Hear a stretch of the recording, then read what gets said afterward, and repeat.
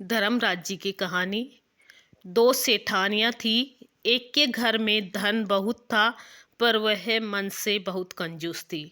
दूसरी के पास धन कम था, लेकिन वह मन की बहुत अमीर थी। रोज सवेरे उठती, गंगा स्नान करती, तुलसी माता बड़ पीपल सींचती, भगवान के मंदिर जाके पूजा करती, धर्मराज जी और सूरज भगवान की कहानी कहती और सुनती, भगवान के भोग लगाकर अतिथि को जिमाती, गाय कुत्ता के लिए रोटी निकालती। दूसरी सेठानी इस धर्मात्मा को देखकर हंसती और कहती, पता नहीं दिन भर क्या करती रहती है। थोड़े समय बाद दोनों सेठानियों को भगवान का बुलावा आया।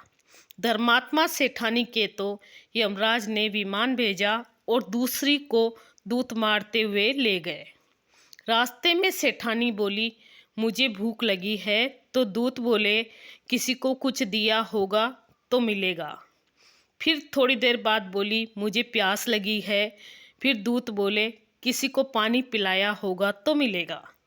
रास्ते में उसे कांटे चुभने लगे, गर्मी पड़ने लगी, पर दूत तो उसे घसीटते हुए ही ले गए। अब सेठानी बहुत पछताने लगी कि सब कुछ होते हुए भी मैंने दान धर्म नहीं किया। इतने में यमराज का दरबार आया।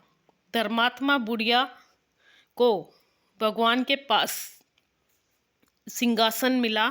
धर्मात्मा बुढ़िया को भगवान के पास सिंहासन मिला और वह उस पर बैठी थी। उधर दूसरी सेठानी को तपते कुंड में डाल दिया। अब सेठानी यमराज से बोली,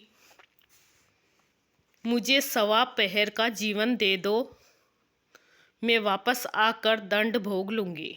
यमराज बोले, ठीक है। सेठानी के शरीर में वापस प्राण डाल दिए गए।